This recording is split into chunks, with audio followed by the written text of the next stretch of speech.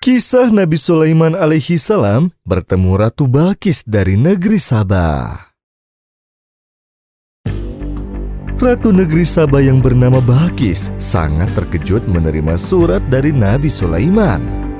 Ia kemudian membuka dan membaca surat itu yang berbunyi, "Dengan nama Allah yang Maha Pengasih lagi Maha Penyayang, surat ini adalah dariku, Sulaiman. Janganlah kamu bersikap sombong dan menganggap dirimu lebih tinggi daripadaku. Datanglah kepadaku sekalian berserah diri." Begitulah pembukaan dari surat tersebut. Setelah membaca surat itu, Ratu Balqis segera mengumpulkan para penasihat kerajaannya. Para penasihat cenderung menolak ajakan Nabi Sulaiman alaihi salam. Mereka berkata, "Kita adalah orang-orang yang memiliki kekuatan dan memiliki keberanian untuk berperang. Namun, keputusan tetap berada di tanganmu, maka pertimbangkanlah hal-hal yang akan kamu perintahkan."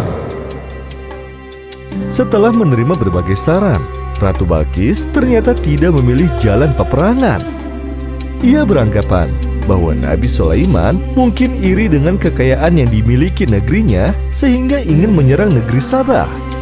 Oleh karena itu, Ratu Balqis pun memutuskan untuk mengirimkan sejumlah hadiah kepada Nabi Sulaiman. Ratu Balqis ingin mengetahui apakah Nabi Sulaiman benar-benar pemimpin yang serakah. Para penasihat kerajaan pun menyetujui keputusan Ratu Balqis. Hadiah itu pun berupa ratusan keping emas dan permata yang dibungkus dengan kain sutra. Utusan Ratu Balqis pun segera pergi dengan membawa hadiah tersebut untuk diberikan kepada Nabi Sulaiman. Setelah menempuh perjalanan berhari-hari, utusan Ratu Balqis pun sampai di istana Nabi Sulaiman. Nabi Sulaiman menyambut utusan Ratu Balqis dengan baik, namun beliau tidak mau menerima hadiah tersebut. Para utusan Ratu Balqis sangat takjub dengan keindahan istana Nabi Sulaiman. Mereka juga tampak keheranan dengan banyaknya pasukan Nabi Sulaiman, dan di antara barisan perang itu terdapat pasukan hewan dan jin. Mereka menyadari betapa kecilnya hadiah yang mereka bawa dibandingkan dengan kekayaan yang dimiliki kerajaan Nabi Sulaiman. Para utusan Ratu Balqis itu pun kemudian pulang ke negerinya. Mereka kembali ke negeri Sabah dengan membawa kembali hadiahnya. Setelah mendengar kabar dari utusannya, Ratu Balqis pun menjadi terpesona dan bermaksud datang menemui Nabi Sulaiman. Ratu Balqis mengambil keputusan untuk melihat sendiri kerajaan Nabi Sulaiman. Ratu Balqis dan beberapa pengawalnya bersiap diri untuk berangkat menuju istana Nabi Sulaiman. Mendengar kabar bahwa Ratu Balqis sedang menuju istananya, Nabi Sulaiman segera mempersiapkan penyambutan kepada Ratu Balqis. Maka diperintahnya para jin untuk mendatangkan singgasana Ratu Balqis secara diam-diam ketika sang ratu sedang dalam perjalanan untuk menghadap Nabi Sulaiman. Ketika sang ratu tiba beserta para pengiringnya, Nabi Sulaiman pun menyambutnya dengan menunjuk ke singgasana sang ratu. Nabi Sulaiman berkata, "Seperti inikah singgasanamu?" Ratu Balqis pun terheran dan bertanya-tanya dalam hatinya, bagaimana mungkin singgasananya bisa berada di sini? Padahal ia sangat yakin bahwa singgasana itu berada di istana ketika ia pergi meninggalkan negeri Sabah. Di tengah keheranan tersebut, Ratu Balqis diantar masuk ke dalam sebuah ruangan yang sengaja dibangun untuk menyambutnya.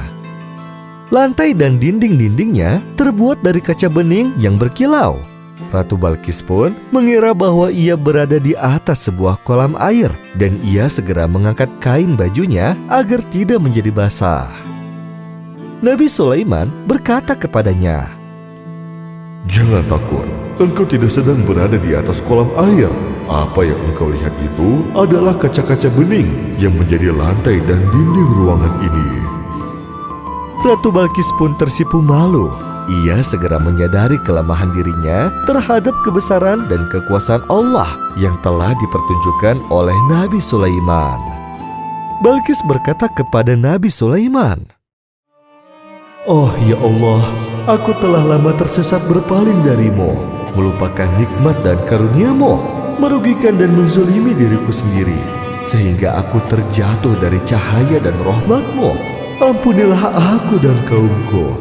Aku berserah diri bersama Sulaiman Nabi-Mu dengan ikhlas dan penuh keyakinan. Kasihanilah diriku ya Allah, Tuhan yang Maha Pengasih dan Maha Penyayang. Demikianlah Ratu Balkis akhirnya menikah dengan Nabi Sulaiman dan kerajaan Saba dengan kerajaan Sulaiman akhirnya disatukan.